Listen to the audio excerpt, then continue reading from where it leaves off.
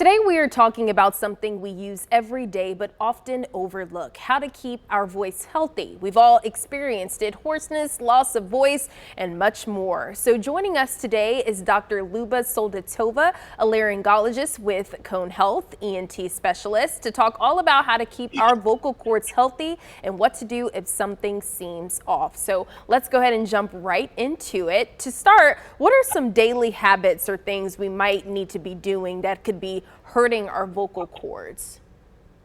Yes, one of the biggest ones is being dehydrated, and that could mean a lot of things, such as drinking too much coffee or consuming alcoholic beverages on the regular basis. Unfortunately, in order to sound clear and strong, we definitely need to make sure that we're well hydrated.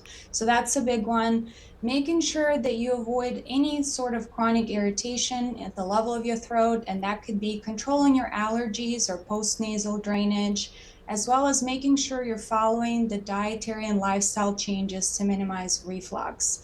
And of course, not trying to shout or strain your voice are also very important, among others. It can be so hard to cut back on the coffee.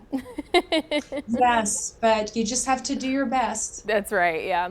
Well, next question here. What should we be doing instead to help protect our voice so we can have good vocal hygiene?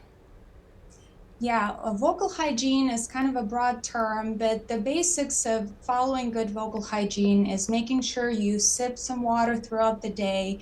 Most of us have to consume at least 6 to 8 glasses of water every day, cutting down on things that promote reflux, such as spicy foods, alcohol or coffee, energy drinks, and such.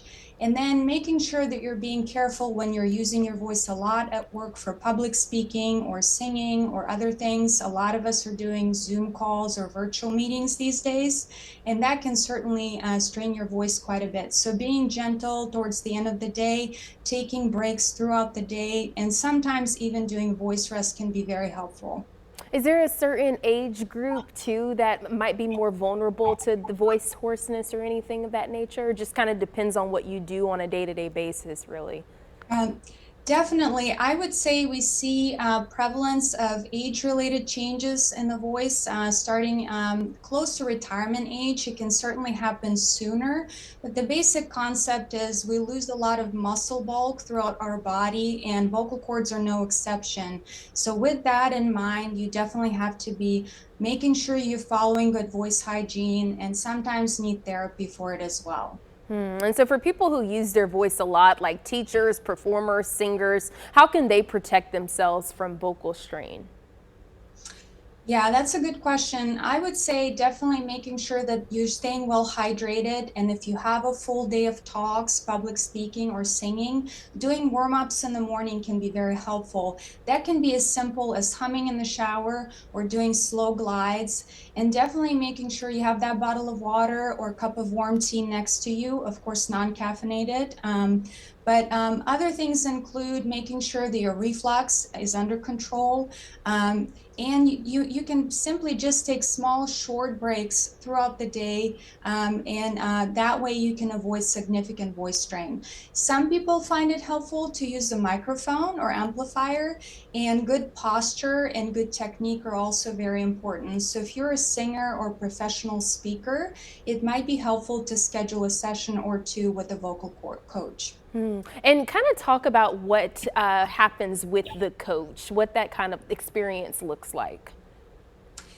Typically, vocal coaches are helpful in terms of optimizing respiratory support during singing or public speaking, and making sure you're not using techniques that can damage your vocal cords or cause basically what we call phonotrauma. And those things can be pretty damaging and can have significant impact on how you sound for weeks on end.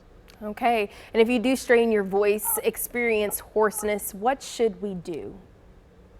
Um, Doing simple things like voice rest at home, avoiding shouting or whispering while you're recovering is very important, and hydrating well again, and also limiting certain irritants in your life. Definitely avoiding smoke exposure or triggers of reflux or heartburn is important.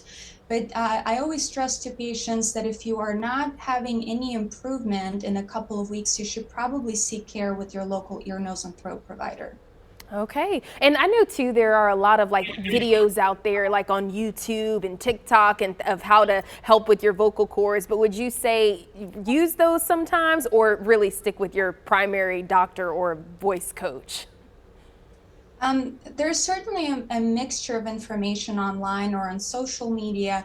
I would say basic information is probably correct, but the main thing to realize is that there's a number of things that can cause hoarseness, and only a trained professional who has expertise and a way to visualize your vocal cords can appropriately diagnose them. So if the symptoms of hoarseness persist, you should probably make an appointment to see an ENT. Let's start back here. What steps can we do from home to help?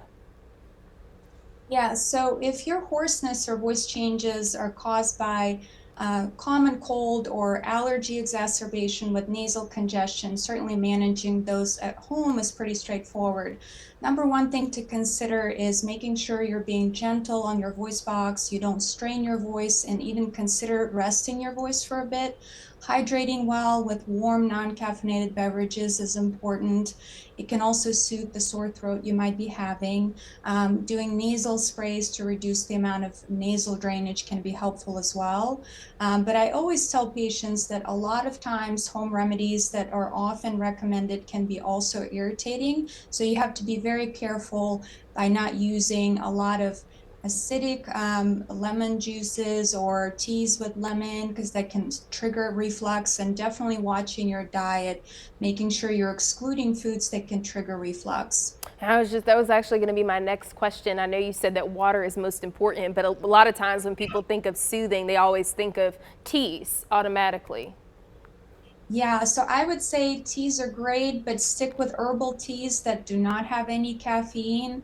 A lot of times people also find that cold beverages can be soothing. Unfortunately, sometimes it can also cause some irritation along the vocal cords and in your throat.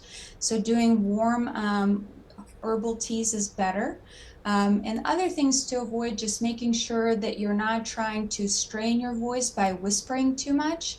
Unfortunately, people don't realize how irritating that could be on the vocal cords. Just doing gentle speaking is much better. And are there other home remedies that other folks should avoid? I'm thinking maybe like other drinks or even food, something like that.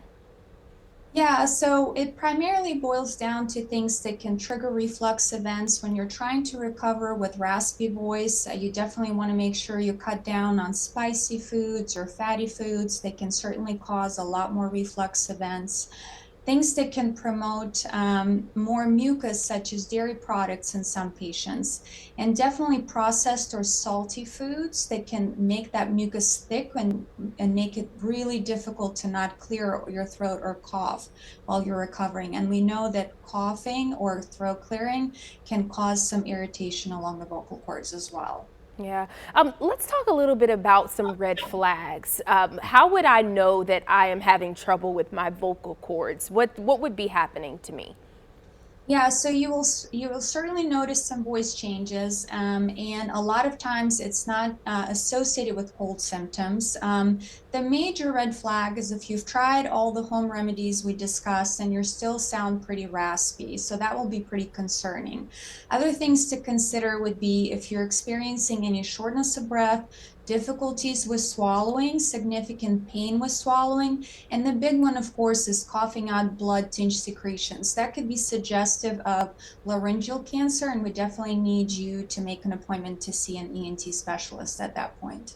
And jumping off of that, what can an ENT like yourself do to treat vocal cords? What does that look like? The first step is always a thorough evaluation, and we as a field have one of the tools in our set of tools that helps us visualize vocal cords. We perform an in-office laryngoscopy a lot of the times when patients come in with voice complaints, and that will allow us to see, are there any anatomical problems such as changes to the mucosa of the vocal cords? Are there any lesions or tumors? Any signs of chronic inflammation or mucus in the throat that can impact how you sound, and definitely can help us pinpoint whether we need to start with therapy, medications, or in some instances, surgery. All right, well, great conversation. Thank you so much for being with us today. And if you missed this entire conversation, remember you can find it on WFMY News 2, our website.